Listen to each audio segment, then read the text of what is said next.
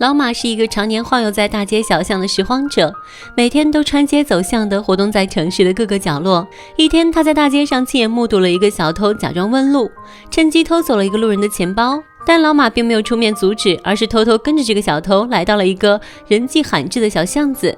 只见小偷拿走了钱包里的钱后，把钱包随手一扔，就匆匆离开了。这时老马走上前将钱包捡起，并在钱包里找到了失主的名片，马上联系失主归还钱包。但老马可不是啥见义勇为的好青年，他还钱包并不是为了做好事，而是为了向失主再讨要一笔报酬。由于钱包里有很多重要证件，失主不得不掏钱给了老马。就这样，老马成功的把这一二手买卖发展成了自己的副业，时刻注意着这些小偷的动作。这天，又一名小偷开始作案。小偷在拿出路人的钱包时，不小心将一张照片带了出来。小偷得手后迅速逃离现场，老马紧跟了上去。而此时，刚刚掉在地上的照片被一个捡垃圾的8岁少年捡到了。少年看清照片上的人后，果断也跟了上去。像往常一样，小偷在掏空钱包之后，立马将钱包扔在了地上。老马偷偷捡了起来，并放进了蛇皮袋里。少年跟在老马身后，目睹了全过程。趁老马上厕所的时候，走上前疯狂翻找老马的蛇皮袋。就在他找到钱包的时候，老马出来了，气氛一度十分紧张。少年拔腿就跑，老马紧随其后，两人开始了你追我赶，天天酷跑。虽说少年在体力上占了上风，但是架不住跑进了一个死胡同。老马轻而易举的就将少年逮住了，可翻遍了少年的袋子都不见钱包的踪影。老马威胁少年把钱包交出来，不交出来就报警。但没想到少年就不吃这一套，因为他知道老马也心虚，毕竟钱包是他从小偷手上捡来的。无奈之下，老马只好吓唬少年，佯装要找黑社会的人来揍他。吓得少年立马从裤裆里掏出钱包。老马一看钱包回来了，就准备离开这里，没想到少年一把抱住他的大腿，不让他离开。老马正奇怪呢，少年立马从兜里掏出2张一模一样的照片，一张是他刚刚捡到的，另一张皱皱巴巴，很明显是他自己的。老马很是疑惑，这是谁啊？少年在纸上写下4个字，这是我妈。原来少年小的时候和家人走散了，因为残疾听不见声音也说不了话，只能靠辨别口型进行交流。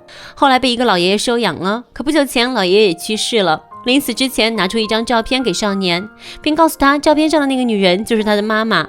老马此时明白了，如果照片上的人是少年的妈妈，那这个丢钱包的人也许就是他的爸爸。老马费劲巴拉的知道了这些消息后，打开了那个钱包，里面有一张名片，名片上的人是一位出版社编辑，上面写着联系方式。碰巧的是，名片上的地址正好就是老马的老家，老马和少年很有可能是老乡。老马当机立断，决定帮少年找家人，一方面是因为两人可能是老乡，另一方面如果帮助少年找到了家人，一定也能敲诈一笔不少的辛苦费。就这样，少年跟着老马回家了。老马住的地方虽然简陋，但是该有的东西老马都有，两人还算融洽的吃了晚饭，饭后还一起看了电视。这时失主打来了电话，约好明天见面，想看看孩子。老马应声答应，可是老奸巨猾的他留了一个心眼儿，他害怕少年跟着跑了，自己人财两空。于是第二天趁着少年睡着，将他手里的照片偷偷拿走，自己独自去见了打电话的那个人。来人自称是编辑的助理，想先见一见孩子。老马眉开眼笑，想见孩子可以，先给500块酬劳。老马还很诚实的将前因后果都说了一遍，包括跟着小偷捡钱包去做2手买卖的事。话刚说完，身后就出现了2个男人，将老马按在地上暴打了一顿。原来这些人并不是所谓的编辑助理，而是一个小偷团伙，他们设下圈套，只为报复老马的不良作风。在听完少年的事情后，这群人立刻决定去找少年，然后趁机勒索少年的父母一大笔。但其实少年早就偷偷跟着老马看到了这一切。就在小偷团伙驾着老马去找少年的路上，少年提前出现了。由于小偷们并不认识少年长啥样，也就略过了这个小孩。老马见状，赶紧用口型给少年传递了一个快跑的信息，可少年仍然跟在后面。一群人来到老马家后，没有发现少年的踪迹。老马在等所有人都进屋后，立马跑出屋外，将门锁上，然后拉着少年转身就跑，顺利将这些人甩在身后。安全后，少年向老马要回照片。在得知照片被那伙人拿走后，少年十分生气，将东西一股脑砸向老马。因为老马弄丢的照片是他能够找到父母的唯一线索。老马赶紧安慰少年，说名片上的地址他已经记下了，他依然可以帮少年找到家人。两人发生了激烈的争吵，老马气急败坏，骂少年不要脸。情急之下，少年突然张口回骂，你才不要脸。老马当即愣在原地，原来少年并不是聋哑人，他听得见也会说话。伪装成聋哑人，只是为了躲避那些人贩子，因为人贩子不卖残疾儿童。知道了这一切的老马心里很不是滋味，因为自己也有一个跟少年年纪相仿的女儿。看到少年如此受苦，老马有些于心不忍，当即表示愿意送少年回家，但是自己暂时没有钱，所以要少年跟自己一起拾荒凑路费。从那之后，两个人便组成了一支拾荒小分队，一起凑回家的路费。兢兢业业工作了一段时间，终于在元旦这天凑够了两个人的路费，买了2张回老家的车票。老马还特意包了一顿饺子来庆祝这个令人开心的时刻。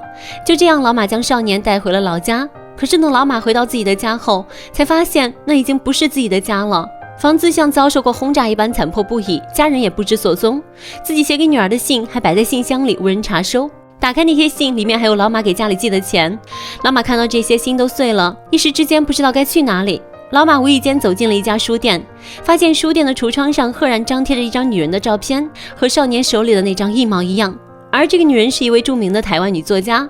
老马明白了，爷爷给少年的照片并不是他的亲生母亲，而是随意从书里抽出来的一张书签，为的是用一个谎言让少年不放弃活下去的信念。老马一时之间五味杂陈，他不知道该如何跟少年解释这一切，因为他实在不忍心打破少年对家人的幻想。老马为了掩饰真相，亲自去找了真正丢钱包的编辑，把事情的来龙去脉都告诉了他，希望他可以配合自己圆谎，就说照片上的女人就是少年的母亲。而编辑并没有同意，他甚至觉得老马是一个骗子，于是毫不留情地将老马赶了出去。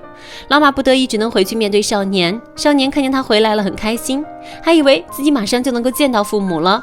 为了感谢老马，他还特意买了一瓶白酒当做送别礼物。看着如此期待见到家人的少年，老马最终决定将事情的真相隐瞒起来。他再次跟少年确认爷爷的临终嘱托，少年还一口咬定爷爷说照片上的女人就是自己的母亲。老马不再说些什么，只是告诉少年一会儿会带他去见自己的父母。少年十分的开心，还煞有其事地说自己要换一身衣服。而后老马带着少年穿过废墟走向了远方，但接下来他们要去哪里，老马不知道。该如何向少年解释这一切，老马也不知道。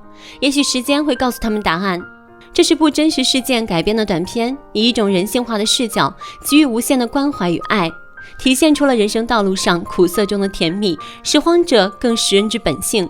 小伙伴们，今天的故事到这啦，下期见，拜拜。